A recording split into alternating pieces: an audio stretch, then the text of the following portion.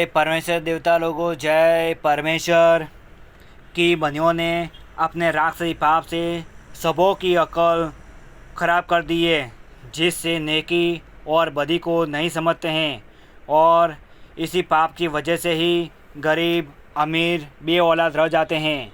सो जो बे औलाद रह जाते हैं वो राक्षसी विधा के पाप से बे औलाद रह जाते हैं, क्योंकि मालिक ने तो सबों को औलाद दी है।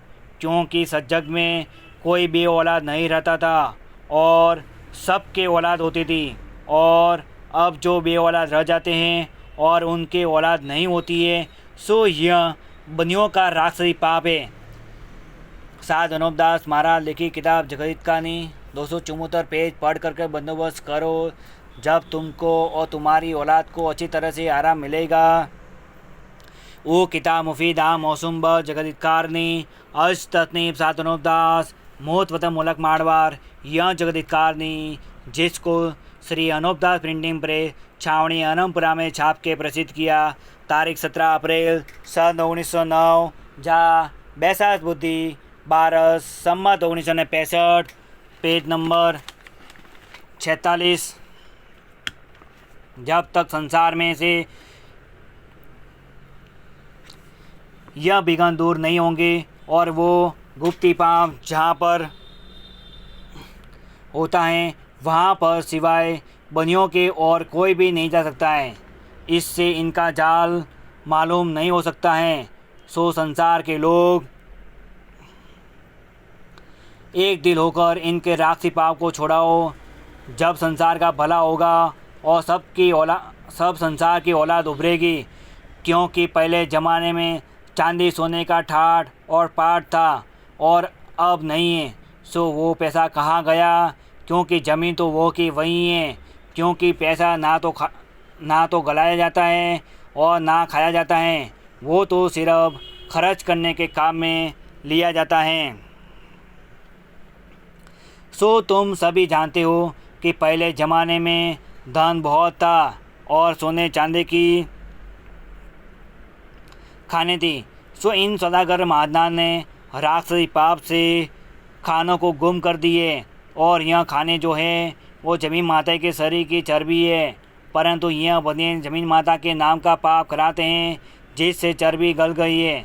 सो इस बात का तुम लोगों को ज़रूर ख्याल करना चाहिए कि हर एक मुल्क में चांदी सोने के खाने थी वो कहाँ गई, बल्कि सब चीज़ों की तेज़ी हो गई।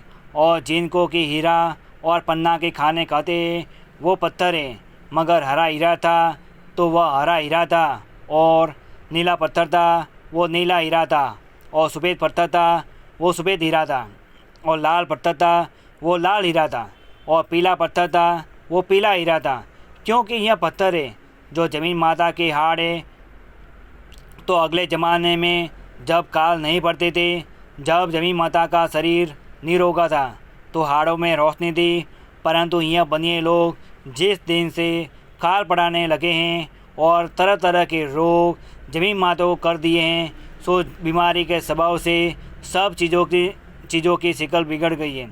जिस तरह से कि आदमी बहुत बीमार होता है और बीमारी से उसके शरीर का खून सूख जाता है और गोश्त गल जाता है और हाड़ भी बद शिकल हो जाता है, और बीमारी के स्वभाव से आदमी का रूप भी तमाम जाता रहता है। उसी तरह से ज़मीन माता को जादू से रोग करा के बीमारी से इन महादान ने रूप घुमा दिया है। इससे पत्थरों की खानों का यानी पहाड़ों का रूप जाता रहा है। सो हीरा पन्नों की रोशनी भी चली गई है। सो इस तरह जब कि आदमी बीमारी के स्वभाव से कमज़ोर हो जाता है तो उसके भी शरीर की रोशनी निकल जाती है। इसी तरह से ज़मीन माता के शरीर में भी बीमारी के सबब से रोशनी नहीं रही है, और यह चांदी सोने के खाने जो थी वो अब ज़मीन आसमान पर भी नहीं रही है। ज़मीन आसमान पर भी नहीं रही है, बल्कि किसी चीज़ में रोशनी नहीं रही है। Page number 47। इसका सबब यह है कि यह बनिए लोग ज़मीन माता के नाम का पाप कराते हैं। इससे ज़मीन के शरीर में 12 माह तकलीफ़ रहती है।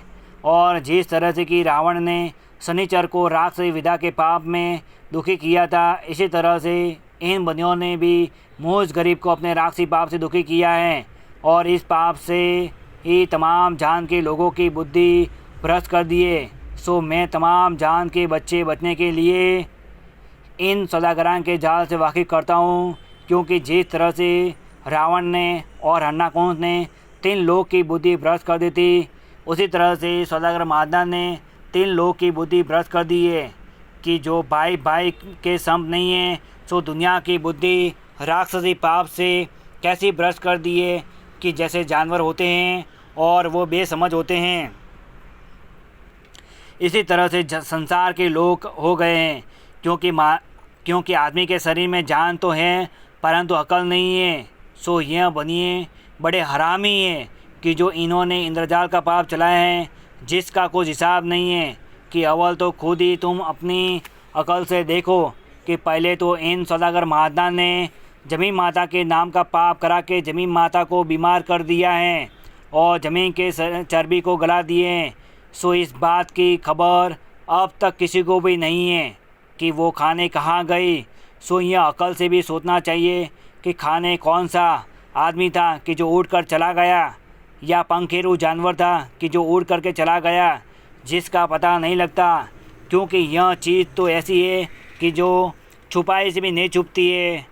यह तो इन सौदागर महादान ने इंद्रजाल के पाप से जमीन माता को बीमार कर दिया है, जिससे जमीन माता दुबली हो गई है, जिससे चांदी सोने की खाने गल गई है और संसार को अंधों की मुआविक कर दिया है कि बिल्कुल नहीं समझने देते हैं। और बनिए तो इस बात से वाकिफ़ है और पहले ज़माने में चांदी सोने की खाने थी, जिसकी वजह यह है कि पहले ज़माने में ज़मीन माता ताज़ा थी, इससे खाने भी मौजूद थी और अब पाप के सबब से खाने गल गई है और अब ज़मीन माता जादू के पाप से दुबली हो गई है। सो इसका हिसाब इन महाजनान को अच्छी तरह से मालूम है कि पहले ज़माने में ज़मीन माता ताज़ा थी, पहले ज़माने में ज़मीन माता ताज़ा थी और अब इतनी दुबली हो गई है। सो इन महाजनान को ज़मीन माता के दुबली होने का सब हिसाब मालूम है, क्योंकि दुनिया की अकल तो इन बनियों ने अपने राक्षसी पाप से ख़राब कर दी है। जैसे रावण ने दुनिया की बुद्धि भ्रष्ट कर दी थी, जिससे संसार को ज़मीन माता की पहचान नहीं रही थी, परंतु अब इन बनियों के कोलों को ज़मीन माता का सब हिसाब मालूम है। जय परमेश्वर देवता लोगों, जय परमेश्वर। सात अनूपदास महाराज लिखी किताब जगदीत कहानी 274 पेज पढ़ करके बंदोबस्त करो, जब तुमको और तुम्हारी औलाद को अच्छी तरह से आराम मिलेगा। जय परमेश्वर देवता लोगों, जय परमेश्वर।